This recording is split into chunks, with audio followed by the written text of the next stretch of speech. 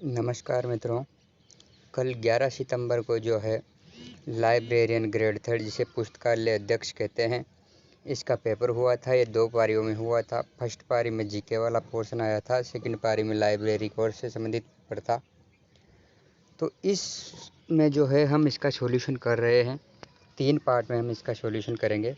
पहले पार्ट में हम साइकोलॉजी का जो पोर्शन है, ये 81 से लेकर के 100 प्रश्न तक है। 20 प्रश्न आए थे साइकोलॉजी के।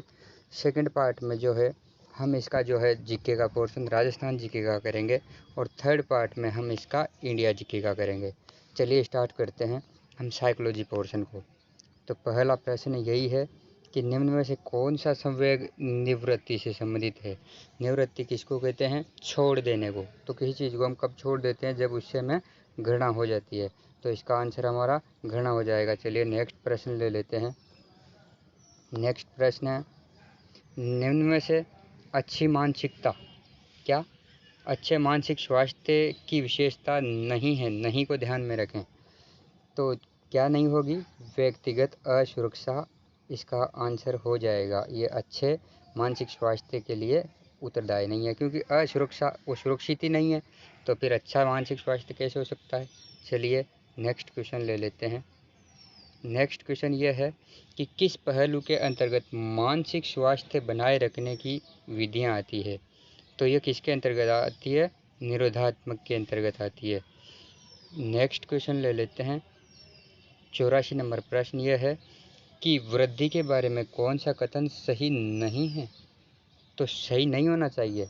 देखो, वृद्धि जीवन पर्यंत चलती है, नहीं चलती है। हाँ, तो सही बात है, जीवन पर्यंत नहीं चलती है और केवल शारीरिक परिवर्तन प्रकट करती है, ये भी सही बात है। और वृद्धि में गुणात्मक और परिमाणात्मक पक्षों की अभिव्यक्ति होती है, यही बात गलत है। इसमें परिमाणात्मक तो होती है, लेकिन गुणात्मक नहीं होती है। गुणात्मक विकास होता है, इसलिए ये अपना सी ऑप्शन करेक्ट हो जाएगा। वृद्धि विकास का एक चरण है, ये भी सही है, तो इसका आंसर सी हो जाएगा। नेक्स्ट क्वेश्चन ले लेते हैं। नेक्स्ट क्वेश्चन अपना है ये मिनेसोटा परीक्षण, ये किससे संबंधित है? ये व्यक्तित्व से। MPPI आपने पढ़ा भी होगा, MPPI इस प्रकार से। तो ये व्यक्तित्व का परीक्षण है। नेक्स्ट क्वेश्चन 86 ले लेते हैं। रुचि क्या है?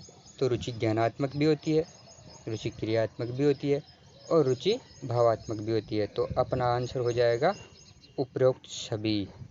तो उपरोक्त सभी इसका आंसर हो जाएगा। अगर आपको वीडियो अच्छा लग रहा हो तो आप लाइक भी कर सकते हैं। नेक्स्ट क्वेश्चन है, एक व्रत बना करके, देखिए कैसा प्रश्न था। व्रत बनाकर बालकों को उस व्रत की सहायता से कोई चित्र बनाने के लिए कहा गया है। तो इसमें बालकों को कुछ न कुछ नया सोचना पड़ेगा, और जब नया सोचते हैं तो उसको कहते हैं अपसारी चिंतन, डाइवर्जेंट थिंकिंग। तो ये सृजनात्मक चिंतन भी होता है, तो अपसारी चिंतन इसका आंसर हो जाएगा। तो नेक्स्ट प्रश्न ले लेते हैं। इसमें हमारे 20 ही प्रश्न होंगे। नेक्स्ट पार्ट में अपने क्वेश्चन जीके के होंगे राजस्थान के। तो सृजनात्मकता के लिए मस्तिष्क विप्लवन, जिसको मस्तिष्क उद्वेलन विधि भी कहते हैं, यह ऑसबॉर्न ने दी थी। इसका ये सटीक आंसर है, बिल्कुल कई बार पूछा जाता है। तो मस्तिष्क उद्वेलन ऑसबॉर्न ने दी है। नेक्स्ट क्वेश्चन हम ले लेते हैं 89। एक बुद्धि परीक्षण में, देखो कितना अच्छा क्वेश्चन है। 10 वर्ष का बालक है, उसकी मानसिक आयु 12 वर्ष है, तो उसकी बुद्धि लब्धि क्या हो जाएगी? ये मानसिक आयु को ऊपर लिखो और ओरिजिनल एज जो है उसको नीचे लिखो और गुणा कर दो 100 से। तो 1 0 से 1 0 कट जाएगी, 1 0 बची, 2 के पीछे लग जाएगी, 120 इसका आंसर हो जाएगा। होता भी है इसका सूत्र मेंटल एज बटा क्रोनोलॉजिकल एज इंटू 100। इस प्रकार से सूत्र होता है, MA बटा CA इंटू 100। तो ये हो जाएगा अपना 120 आंसर। चलिए नेक्स्ट क्वेश्चन ले लेते हैं। और जानकारी यह है कि यदि आप हमारे चैनल पर नए हैं तो चैनल को सब्सक्राइब कर लीजिएगा, ताकि नेक्स्ट वीडियो का नोटिफिकेशन आपको जल्दी ही मिल जाए। और इस प्रकार के वीडियो हम लाते रहेंगे। चलिए नेक्स्ट क्वेश्चन देखते हैं। सीखना आवश्यकता की पूर्ति के द्वारा होता है, ये कथन किसका है? ये कथन हल ने दिया था। नेक्स्ट क्वेश्चन ले लेते हैं। हल का तो प्रश्न आता ही है। तनाव कम करने की प्रत्यक्ष विधि क्या है? प्रत्यक्ष विधि जिसका लोगों को भी पता चल जाए। तो बाधा निवारण, जो बाधा आ रही है उसको ही ख़त्म कर दो। तो ये तनाव कम करने की प्रत्यक्ष विधि है। ये बाकी सब अप्रत्यक्ष है, प्रत्यावर्तन है, शोधन है, पृथक्करण है, ये सब अप्रत्यक्ष है। तो प्रत्यक्ष हो जाएगी बाधा का निवारण कह देते हैं, बाधा विनाश कह देते हैं। चलिए नेक्स्ट क्वेश्चन ले लेते हैं। 92। बालक का विकास सिर से प्रारंभ होकर पैर की ओर होता है, मतलब ऊपर से नीचे।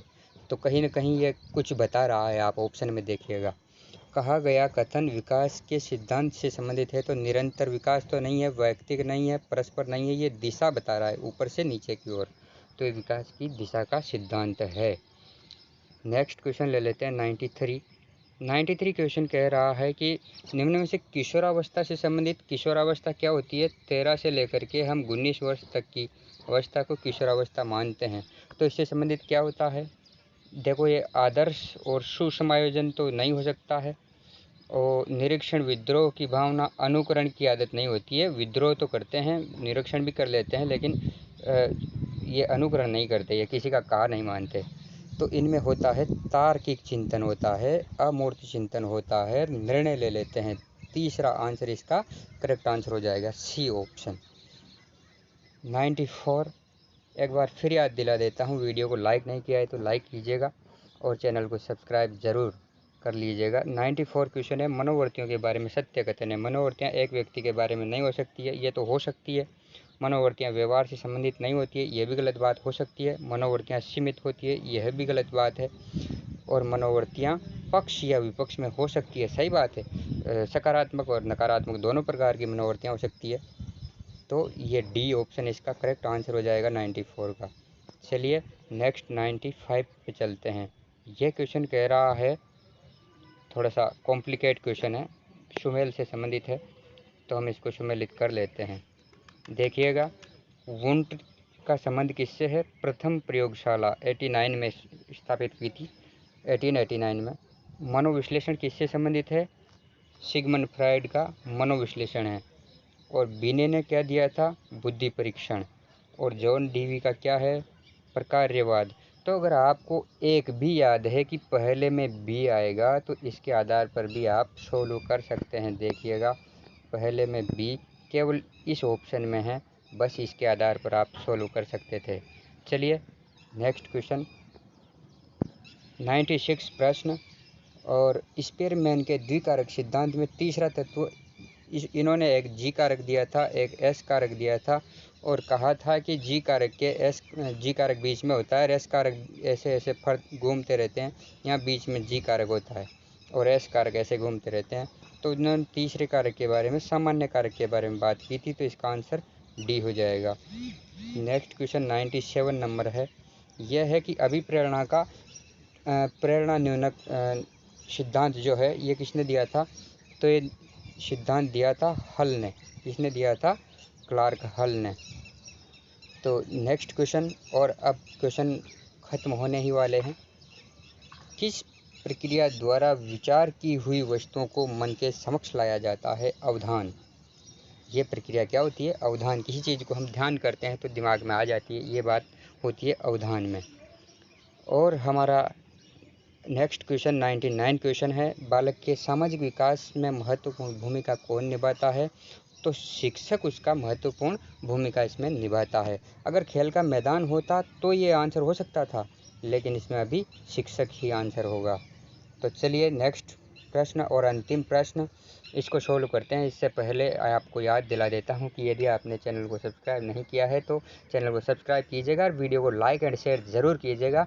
नेक्स्ट सेशन में जल्दी ही मिलेंगे। इस क्वेश्चन का आंसर होगा हमारे लिए, समायोजित व्यक्ति का लक्षण क्या होगा? ये संतुलित व्यक्ति जो होगा वही समायोजित व्यक्ति होगा। धन्यवाद मित्रों, आपने हमारे वीडियो को देखा। इसके लिए मिलते हैं नेक्स्ट सेशन में जीके के प्रश्नों के साथ। तब तक के लिए विदाई।